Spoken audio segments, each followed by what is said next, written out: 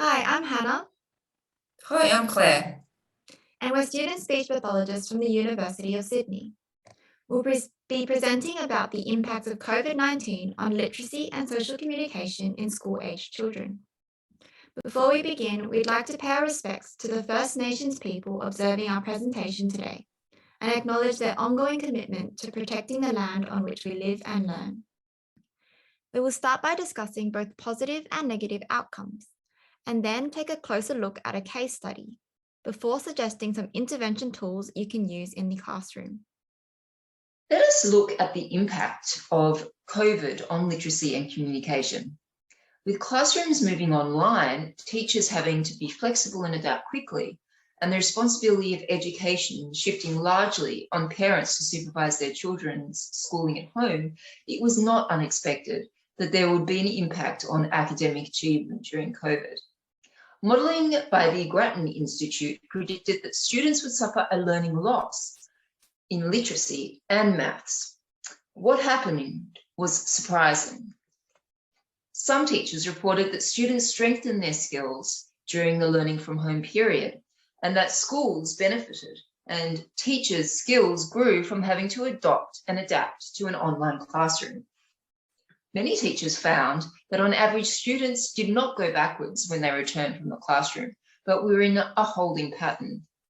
In a report commissioned by the Department of Education, a common thread from teachers was that they hadn't seen academically a big fall behind, and it was parents who played a very big part in maintaining the activities with their children. According to studies and 2021 NAPLAN results, on average, no significant differences were shown in student achievement from 2019 to 2021. However, recent data shows uncertainty around NAPLAN. Parents, students, and teachers are often stressed in the lead up in preparation of NAPLAN, and many teachers voice their concerns that it is a measure that does not account for all learning in the classroom. Global reports show teachers and students have been negatively impacted. Other reports have shown students were 3 to 4 months behind their expected trajectory in reading. In the ATSI group, NAPLAN results show a decrease from 72.6 in 2019 in reading to 70.3 in 2021. Though closing the gap's goals for education seem overall to be sliding backwards in the last 10 years from 79.7 in 2008. Literacy and numeracy tests have revealed the learning gap between rich and poor students has widened during pandemic lockdowns. Fresh NAPLAN data shows patches of poor performance in communities with high unemployment, poverty, or large numbers of students whose parents don't speak English. Across Australia, the average score for Year 9 reading fell by 4.5 points to 577. Writing scores rose by nearly 2% to 551, and numeracy performance dropped by an average of 4.6% between 2019 and 2021. Year 9 students at the Mount Druitt campus of Chiefley College saw an 18-point drop in reading results and a 35-point drop in writing. 3 out of 4 students who go to the Western Sydney school live in the poorest 25% of households, and half of them speak a foreign language. One of the most concerning impacts teachers reported was on social communication and well-being. Teachers reported students were experiencing very high levels of anxiety, and students reported serious signs of stress when returning to school. There was a decline in student behaviour and social skills. COVID particularly impacted students in the later and HSC years. Teachers have reported that supporting not just reading components, but language and communication in the classroom is important. Social communication and language has been something they have noticed kids struggling with. Children who had social communication difficulties prior to COVID had withdrawn and regressed. Although COVID-19 has negatively impacted school students in various ways, most schools in New South Wales have received funding to implement programs such as Initialit during and post-COVID with the hope that it will narrow the gap. Initialit covers the big 5 ideas needed to systematically and explicitly teach literacy. Some other effective strategies to combat behaviour, attention, and social communication that teachers can use in the classroom include the use of visual schedules to support attention and positive learning behaviours. Kids are shown and told what is happening next, as they may not be used to practice routine and structure. Another one is focusing on collaborative small group work in classes to support social communication. And thirdly, implementing school-wide behaviour programs that incorporate the 5 L's of listening and teaches kids to be safe and respectful learners. Schools or teachers can dedicate an hour each week to remind them of the behaviours that are expected in the classroom. However, as we have identified, whilst these may help normally developing children, more is needed for vulnerable populations such as those from an Aboriginal and Torres Strait Islander background. Let's take a closer look at Laura, a typical student within this vulnerable population. We will explore Laura's strengths, needs, and background. You might observe students in your classroom with a similar situation. Laura is a 9-year-old girl in Year 2. At home, she has 3 siblings, and her mum is often busy looking after her baby sister, and her dad works long hours away from home, so Laura rarely gets one-on-one time. Laura's first language was the family's Indigenous language. She enjoys animals, crafts, and playing outdoors. During COVID last year, Laura had limited access to technology, and her home environment was very busy, so she attended classes online at school. She had her own device, but the classroom was often noisy and she was frequently distracted. Laura's literary skills were below average, as she had 75% of the expected letter sound correspondences, and she needed more support than her peers to blend and segment CVC words. Laura's social skills were appropriate, however, she was quick to withdraw when tasks were difficult and needed extra support. After COVID, Laura's school resumed in-person classes, but her attendance was poor as her parents couldn't always prioritize sending her to school. She continues to have little one-to-one support at home, and Laura's literacy skills have not improved, and she is further behind in comparison to her peers. She has little confidence with reading and writing, and her work is slow. Socially, Laura's communication skills have regressed, and she has difficulty initiating and maintaining conversation. She continues to withdraw and displays avoidance behaviours in group settings. Take a moment to think about Laura and whether you know of any children in your class who might be similar to her. If Laura doesn't receive the support she needs, the gap will continue to widen between her and her classmates. The remainder of this presentation will focus on specific intervention tools that will complement classroom strategies while specifically engaging children like Laura. The first tool is using puppets to blend CVC words. The aim of this tool is to support attention and motivation. Laura's teacher is trying to teach blending of CVC words. Blending is a reading strategy where words are sounded out phonetically and joined together. This only applies to decodable words that follow phonetic letter sound patterns. CVC words follow a consonant-vowel-consonant structure. For example, words like mop, din, and sad. After missing out on school during the COVID-19 period, Laura finds it difficult to sit still at a table and maintain attention. She is constantly on the move and looks everywhere but the paper in front of her. Laura's teacher knows she likes to learn by doing, so she gives her a puppet traffic light, which she bought from the toy store, Toymate. After missing out on school during the COVID-19 period, Laura finds it difficult to sit still at a table and maintain attention. She is constantly on the move and looks at everywhere but the paper in front of her. Laura's teacher knows she likes to learn by doing, so she gives her a puppet traffic light, which she bought from the toy store, Toymate. Laura's teacher gives Laura a list of CVC words as suggested in the initiative program. For example, mop, cop, and top. First, she models for Laura. Let's read mop. When targeting CVC words, our start sound is our green, our middle is yellow, and the end is red. As you segment each word, you can pop the corresponding colour. For example, let's read mop. O, p. O, p. Mop. Now it's your turn, Laura. Can you read this word? K, O, p. K, O, p. Cop. Nice segmenting. The second tool is the use of board games to teach letter sound correspondence. Retention of specific consonants, vowels, and digraphs will require attention and repetition to support memorization. Laura's teacher is trying to teach the consonant digraph ch and gives each small group in the class a worksheet as part of the Initial Lit program. Laura finds repeating words boring and quickly disengages, so her teacher lets her choose a board game that she found on the internet and laminated. Okay, Laura, can you choose a board game? Do you want the camping or the space board game? The space board game. Awesome, let's use the space board game. You can be the gnome and I'll be this little car. I've also got the words that we'll be practicing today. They all have the ch sound. Can you say ch? Ch. What letters make the ch sound? C and H. That's right. When we have C and H next to each other, they make the ch sound. Now, I've also got my dice. When we roll the dice and it lands on a number, for example, 4, we have to look to see which one is our 4 words. So we look at the number 4 and we're going to read and spell these words in the row. Okay, do you want to go first? Yes. All right, so roll the dice. You got a 6. Oh, before we can move forward 6 spaces, you need to read these words, okay? And as you read them, I will try and spell them. So sound them out nice and clearly. Ch. Much. Ch. Chug. Ch.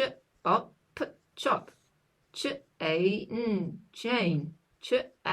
Chat. Really good, Laura. Okay, let's check if we did it right. Much. Chug. Chop. Chain. Chat. Nice work. Okay, you can move forward 6 spaces. Okay, now it's my turn. I'm going to roll. I got a 4. Before I move forward 4, I need to read these words. And you can have a go at spelling them. Ready? Chat. Chat. Chip. Chip.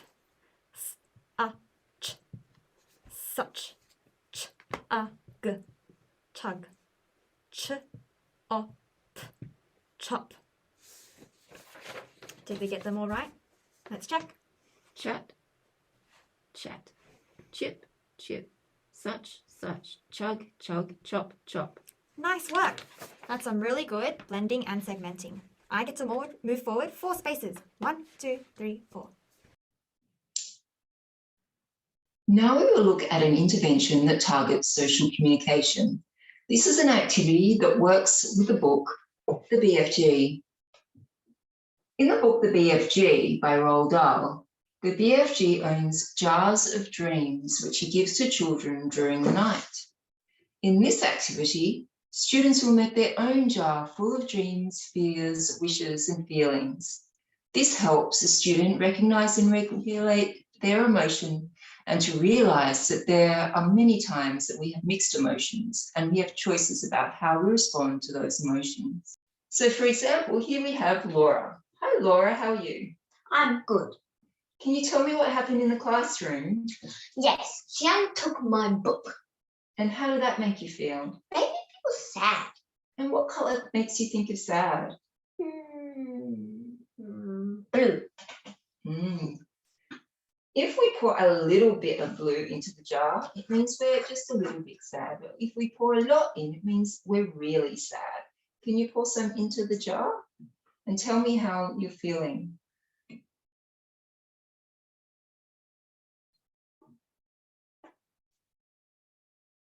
I only feel a little bit sad because Tiana's done it to me before and she gets away with it every time.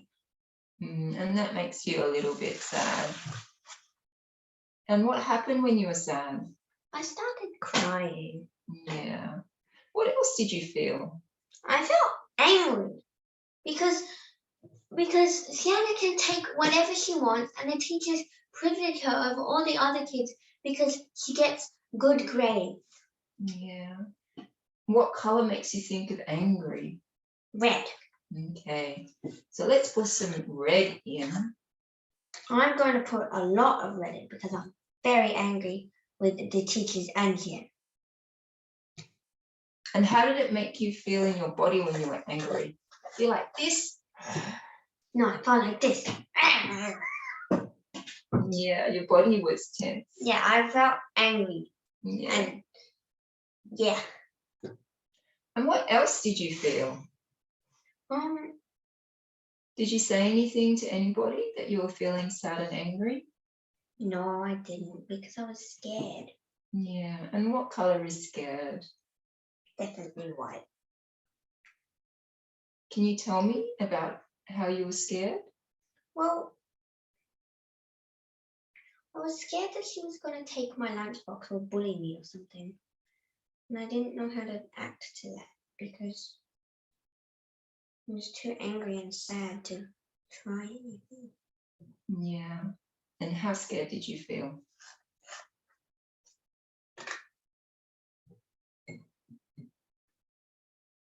Just a little bit scared. Yeah.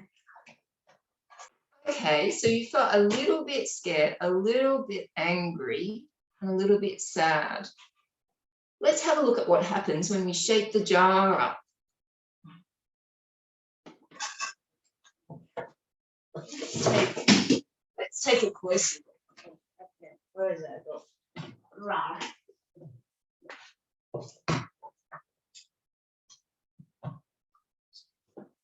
It's purple. Yeah, it's turned purple, hasn't it?